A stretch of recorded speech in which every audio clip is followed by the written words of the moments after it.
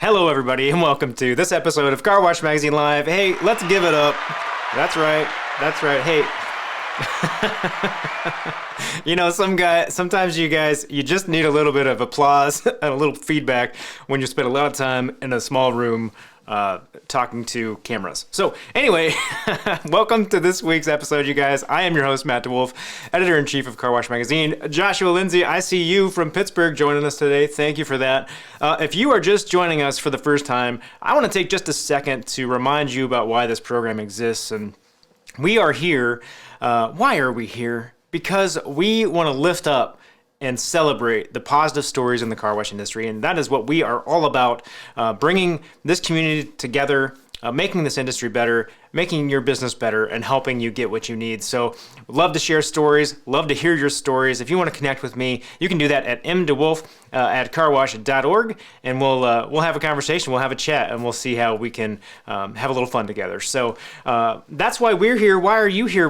You are here, friends, because we are going to have a fantastic conversation today with Dr. Chip Bell.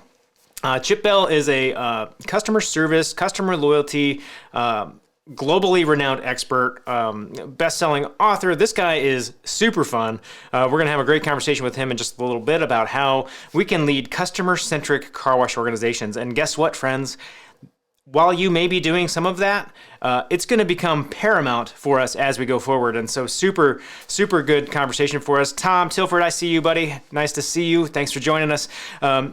We are doing something else on this show today. For the first time, we are simulcasting this out beyond our Facebook Live audience. So we're on Facebook Live, we're on YouTube, and we are now on LinkedIn. So broadcasting live on LinkedIn. If you're joining us there, go ahead and give us a shout. But that's all about being able to celebrate these stories anywhere and everywhere, because I think they're fantastic. Now, we're going to get into that conversation with Dr. Chip Bell here in just a moment, but you guys know how I roll. So first things first, it's showtime. I said this last week. We're going to be talking about it a lot. The car wash show is coming up in November. We are super excited for that. We are going to open those doors, baby, and get everybody gathered again in one place to see some car wash equipment and create some community. So super excited for that. We've got big stuff for you from this program that we're going to be doing. So we'll be maybe sneak peeking a little bit of that stuff for you over the next few weeks as we finalize some decisions on that front. But super, super cool stuff. There may be a giant game show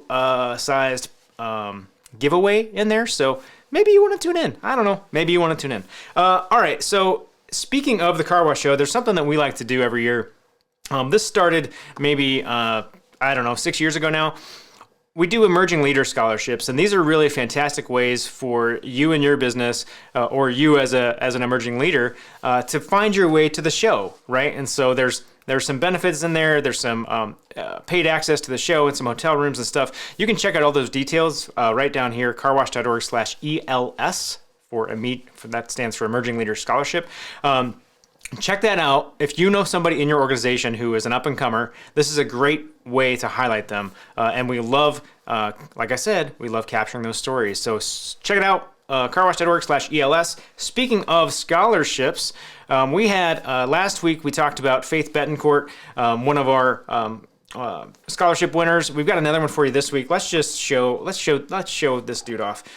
This is Jack Paul from Waterway Car Wash. I'm super excited for him to be one of the recipients of the scholarships from ICA.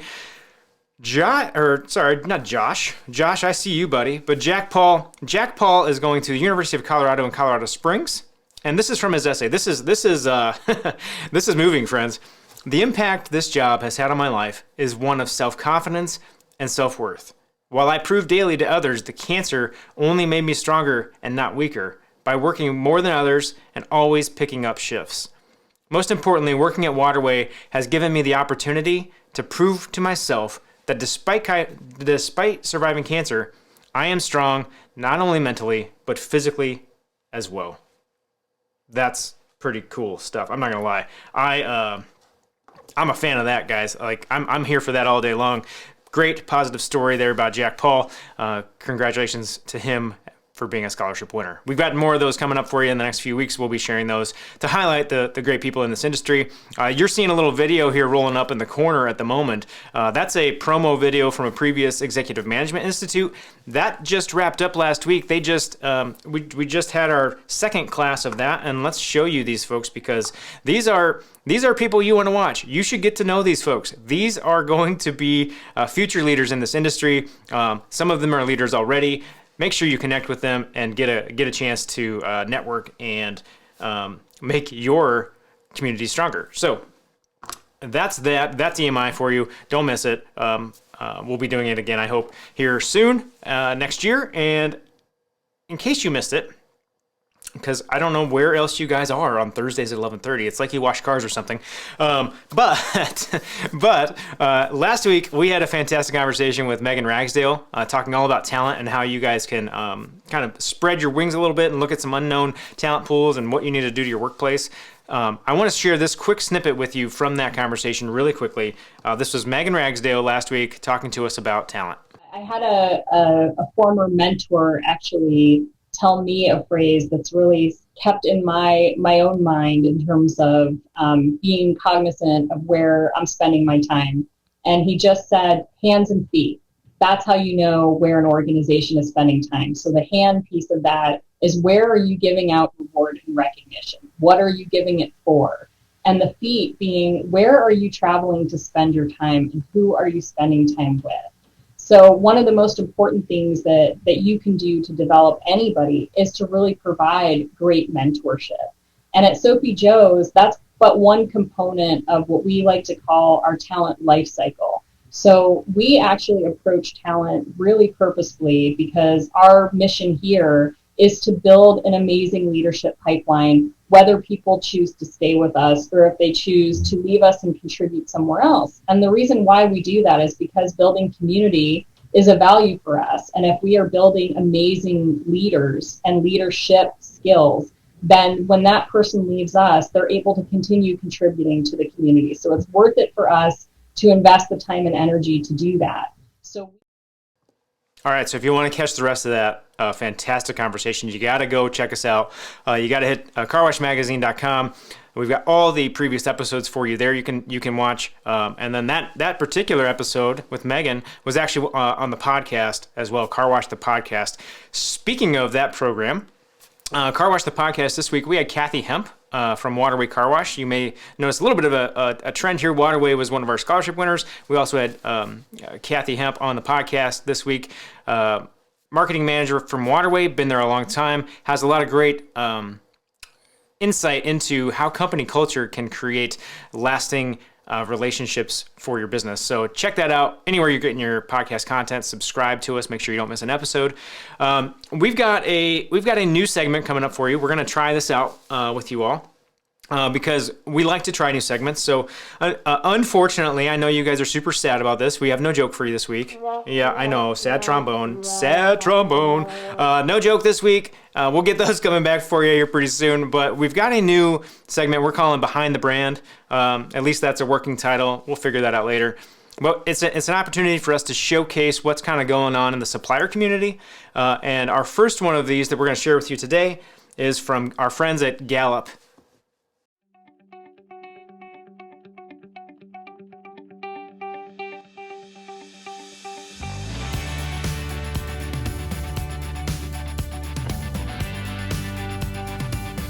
At Gallup Brush Company, our products are designed to ensure satisfaction, quality, and bottom line to every car wash customer we supply. Our vision is simple and honest, offer seamless end-user installation and continual product improvement for the car wash industry. Our family has been in the car wash industry for almost 45 years, improving industry systems through experience and innovation. We decided it was time to share that knowledge. Gallup was founded in 2000, and we've been doing just that ever since. Today, you can trust Gallup Brush to always be one of the car wash industry's leading innovators of cloth and foam brush replacements, and your most reliable resource. Manufacturing is what sets Gallup Brush apart from everyone else. Everything we make starts from raw, untouched material, built from the ground up in our 62,000 square foot state-of-the-art facility. This also gives Gallup the ability to provide rapid prototype builds to bring innovative products to the market quickly. We're in charge of the process from beginning to end. That results in reduced order to delivery time. That makes us about as vertically integrated as you can get to deliver the best products to our customers.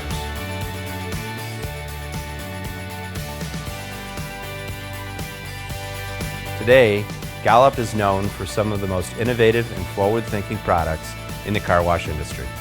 CoreGuard, patented technology that gives cores a longer life by keeping them from eroding and losing brushes, saving car washes time and money. Spaghetti brushes, made of durable G-Flex foam, which provides whisper-quiet cleaning and buffs and shines during the process, and also works with any manufacturer's equipment. Clearview doors. These all-corrosion-resistant stainless steel construction doors provide maximum energy saver capability with 2 times thicker vinyl versus the competition. They also have a breakaway design, a wind load rating of 70 miles per hour, and offer custom as well as standard sizes. Shafts and spindles. Built using our state-of-the-art CNC lathe in-house to guarantee tight tolerances, these fully customizable operation parts are available in any length up to 96 inches. Tire brushes and wear strip, designed to alert operators when to replace their tire brushes to minimize downtime. Offered in tire brush, tire shine, and stepped wheel brushes. Plus, Gallup offers a tire brush rebuild kit that includes bearings, spindles, couplers, and key stock. Here are a few more of the services that set Gallup apart from the rest. Water jet, die cutting, foam splitting, laminating, sewing, sheeting, converting, saw cutting, vinyl welding, and TIG and MIG welding for steel and aluminum. But perhaps the most important service Gallup has to offer is customer service. From initial orders to shipping and receiving, every customer order is processed with speed, accuracy, and care. We work closely with every customer to make sure their expectations are met. We built our business on providing the best service and highest quality products in the industry.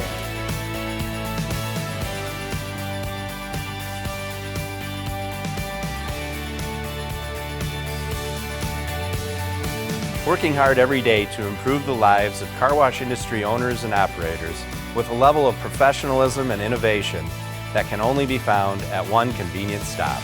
Only Gallup. Only Gallup. Only Gallup. Only Gallup. All right, everyone, and now joining us on the program is the man himself, Chip Bell, Dr. Chip Bell. Chip, welcome to the program. Thanks, Matt. It's a joy to be with you. Hey, it's going to be fun. We are super excited to have you because this is a topic of conversation that comes up in this industry all the time. So I can't wait to get to talking about customers and the journeys and what we need to be doing as car wash owners and operators to make that better for our consumer. But let's set the stage. All right. Okay. So today's consumer, as we know, is not yesterday's consumer. So in your mind, what's kind of changed over the last several years or 5 years or 3 years? Because it's changing. It's changing, and I would say I would think about the last 2 years. Research shows customers' expectations go up about 30% a year. So it's a moving target all the time. And I think that's an important lesson for all of us. We've got to stay up to the minute. But one of the things we're finding from our research in terms of customer expectation is they like to have things more and more personalized. They like a sense of community in terms of the organizations they work with, vendors they work with, et cetera. They like those organizations that help them get smart. There's always this concern about losing pace because we're living in very changing times, rapidly changing times. So make me smart is an important one. I think the sense of trust, particularly as it's demonstrated in terms of our allegiance to their comfort. What do we do to make sure there's no anxiety, no uncertainty in terms of the experience we create? And finally, it's all about innovation. Yeah. I think it's a signal that you are surviving, not that you're progressing, that you might be around in the few years. And since they're more interested in investing in a relationship than a transaction, your being around is pretty important.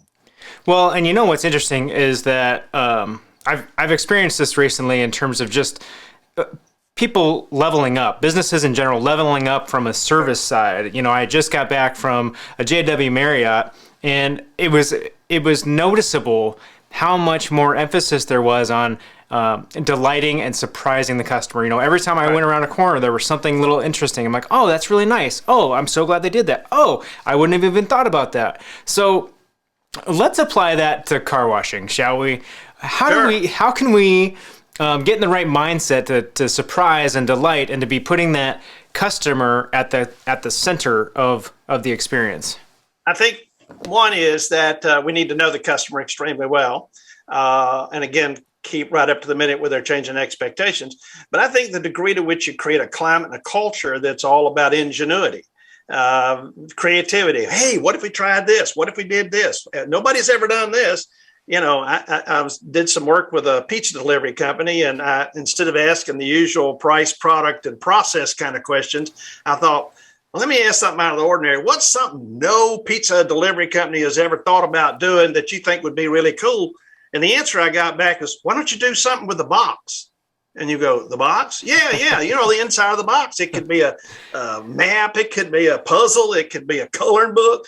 And sure enough, a few years later, I'm working with a huge paper manufacturing, and this particular pizza company was manufacturing their boxes with all kind of unique things on the inside cover, and they just put a piece of plastic paper between it and the pizza, and you got, well, that came from thinking out of the box. And I think creating a culture where we think that way is going to keep us innovating and keep us fresh and new, and as I mentioned earlier, survive. All right, Chip, so you just told me what I heard was to think outside the box, I got to think about the box. That's correct. Right. And it's all features. You know, nobody's doing stuff like this. You know, what about this? And I think creating that kind of atmosphere is what's key. And again, involving your customers. The degree to which we include the customers in those innovations, that's part of my reason to use the pizza example. Yep. It didn't come from the pizza delivery company. It came from customers, and they often have brilliant insights and ideas if we just create an opportunity for them to ideate with us. Yeah, listen to those folks, right? We know what we're talking about sometimes. Well, sometimes, but the degree to which you can include them, even if you don't always take their ideas, they say they care about my input, they care about my idea. And as I started, I think customers more and more are looking for a personalized experience and one that reflects a sense of community, of inclusion, being a part of their organization. And I think that identity is critical now. Yeah, and I think it is. It's all about those little things and about thinking about that through your entire customer journey. Because so often we let it stop at the wash. Okay, great, they got there. Okay, cool. Maybe I personalized the welcome screen when they got up to the pay station. Great. Okay, maybe I said hello when they came in. Hey, Matt, good to see you. And then I gave them a high five or something on the way out. But then I forget about the next step, which is how do I engage them down the road and keep them kind of tied and brand loyal to me? So those little things matter. So let's make sure we're all focused on them. The other thing, a lot of times we always look at the outside in. How many times does an owner jump in the car with the customer and say, I'll give you a 10% discount if you'll let me ride through this with you and tell me what you're experiencing? I mean, I love that idea. Yeah. Think about it. Well, let me think about it. We always encourage people, take an empathy walk with your customer, whether in your industry, it's take an empathy ride, and tell me what you're seeing. Tell me what you're looking at. Tell me what it means to you. And oftentimes we'll get some, I never thought about the fact that I'm having to sit from 4 to 6 minutes in my car and watch a blank wall. Wonder what I could do with that wall. And so it's getting the customer to teach us a lot about their experience. Yeah. And I think that's a piece of it.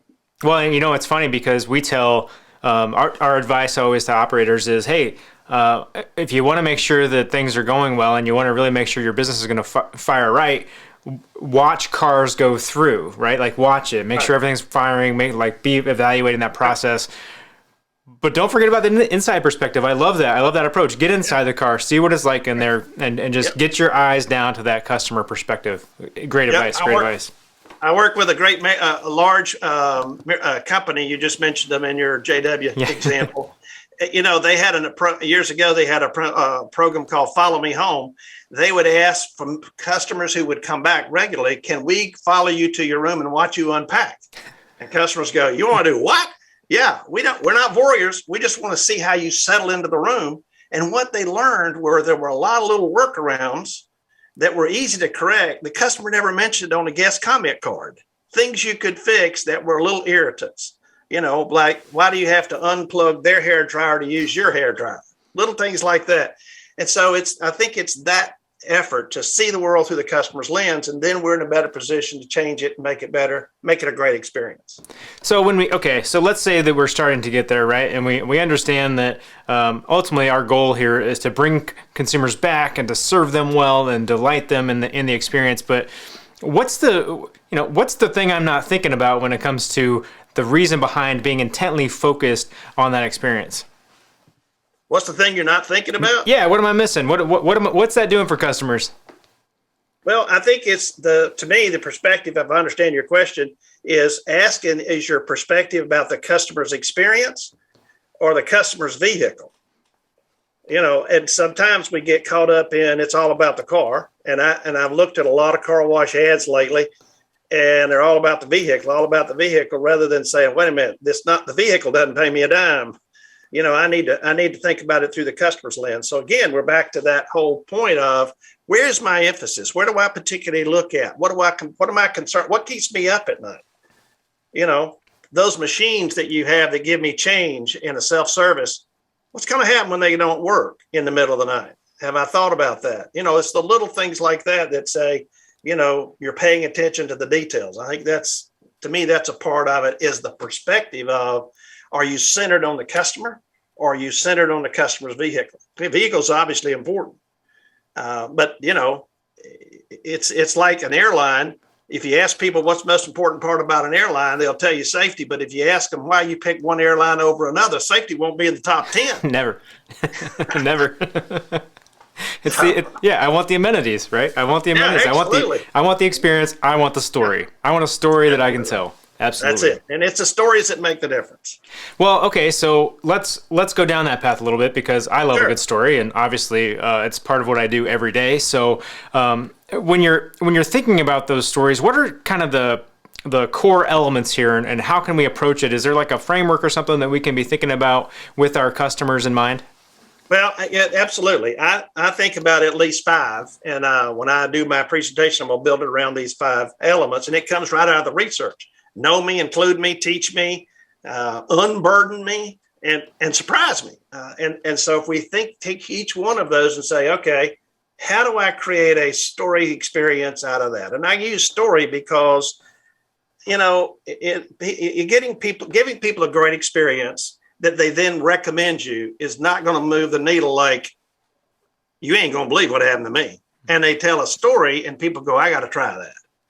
I took my kid we went through the car wash, and at the end, guess what? My kid got a free popsicle, or something that says, what can I do to cause it to be a little different, to create that story they can't wait to share with somebody else. Customers love anecdotes. They love stories. And that's what they remember, and so it's looking for the things that what will create that story. They personalized my experience in a little different way. Yeah. The manager was physically there Yeah. and met me. And sometimes that's unique right in itself. They found ways to include me, involve me. That's off the wall. They asked my kid, who's an artist in school, to paint that wall and put their name on there. So, we all talk about, paint the wall. But if it's an artwork by somebody in the community, now it takes on a whole different significance than just some cleverly painted wall in a car wash. It's those little things that, if I have to wait, what's happening to me while I have to wait? I know what happens to me at Disney. If I'm in line in Disney for attraction, it'll say, if you're waiting here, the wait time is 30 minutes. Actually it's less, Mickey lies, they underpromise and overdeliver because it's really, it's 25 minutes, not 30. And people, it didn't seem like 30 at all. It wasn't 30 minutes. The point is that you sort of know what's going on. And I know how many times have I pulled into a car wash and I'm like 6 cars back and I'm going, how long is this going to take? Do I cut my losses and come back? Yeah. If I had a sense about how long that was going to take, it's thinking like that. What is the customer experiencing? What if you put a TV up there for me to watch? My good friend Jacob Freed at Suds Club near me is getting ready to put a TV outside that people can watch while they're waiting. They do it in the gym. Why not do it there? So it's thinking like the little things that say, wait a minute, we all love Cracker Jacks. One of my favorite examples. We all love Cracker Jacks. And what we like about Cracker Jacks is not the caramelized popcorn. No. What is it? It's that free fries. Yeah, it's a stupid prize. How much is that thing worth? Here's something that's financially worthless, but emotionally priceless. Yeah, there you go. So I like to ask people, what's your free prize inside? What's the little extra you're going to do that fits your neighborhood, fits your area, fits your marketplace, and enhances your brand? I think the piece in there that's really important around seeing customers on the lot. We talk a lot about that being an important thing for people to see from the street, right? So they know what's going on. They see activity that's going to draw them in. Sure. But that it's the small details. If you have a way to let people know, how long that's going to take. And I'm not talking about like putting a sign up because we all have too many signs on our properties. Like, yeah. We got to fix that. That's a different program. And the ones that are up are boring.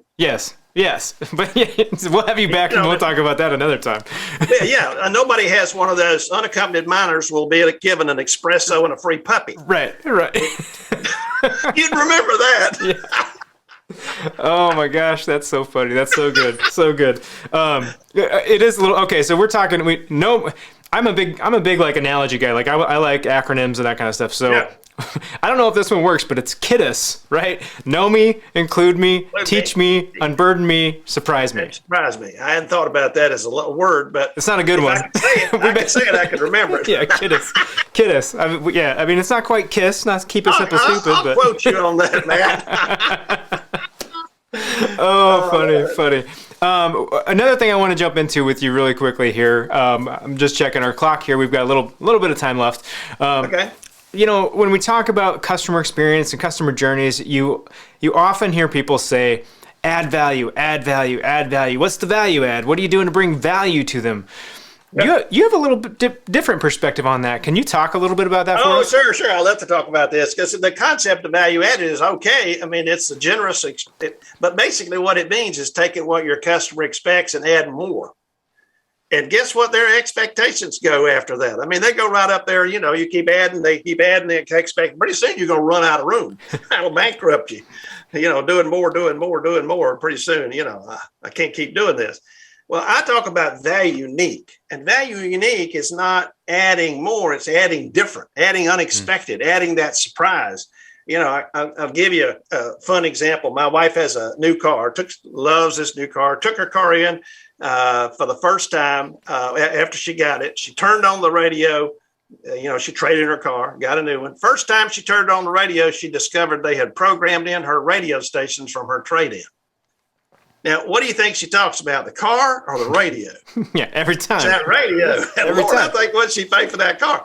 Well, how hard is that? That's not hard, but it's saying we're going to do something and just let the customer discover it. Yeah. And so it's the little things like that. They go, whoa, look at there. Now you got a story people can't wait to tell about. Guess what they did for me? And again, we're back to creating that environment where people come up with, have we ever thought about giving people a flower when they go through this car wash? Wouldn't that be interesting? What if we done, popcorn? Whoa, man, I love pop. So, I mean, it's that kind of thing. And I think it's that unique that causes the story that people are eager to share. I love the popcorn idea, because if you're a location that offers interior cleans, guess what they're going to need next? Guess what? Right after that, it's like car washes that have the dog wash. Guess what you're going to do with that dog after the dog wash? Guess where they're going? Yeah, absolutely. And we got to wash the car. It's a pretty good add-on. That's funny. What do you think, as you've been kind of doing research and looking at washes, what do you think, where's the biggest opportunity for us? Like, what do we need to be really focused on? I think figuring out a way to, again, back to that personalization, figuring out a way to connect with the customer beyond the car wash. And that's why the whole concept of the membership is so powerful, because with that membership concept, now you're building an alliance, you're building a partnership, and it gives you the avenue to know more. And I think building on that concept, looking for ways to say, we want to personalize your experience, and how do I use ways to do that? My computer, I know every time I go to the grocery store now, because I have an account with them, I can set things up in advance that they'll have something ready for me that I'm looking for. So all the things we can do, again, to personalize it, but through that relationship, through that, again, that club, it gives you the entree to that. It's not just a discount. If you get, X number of washes a month, you get a discount. I think it needs to be an affinity process as well. Yeah, that's been the big change in the industry. We've talked about it a million times over, but the way that you handle that membership community and the way you handle those loyalty programs are going to be all the difference in the world. Absolutely. And your research bears that out. I mean, I printed out some of your research, and it says, things like that. A clean vehicle makes me feel good was number one on why I use a car wash. Yep. Number one. Now, I'd never say that about my refrigerator. My stove makes me feel proud. Right. I wouldn't say that. Right. But my clean vehicle makes me proud. That's on your list. So here again, we're talking about a possession that has a different emotional connection with the customer than almost anything they have, perhaps except their house. Yeah. And so I think because of that, we have an opportunity in the industry, I think, to create a special bond with that customer. And I think the ways in which you do that through that membership is a great avenue.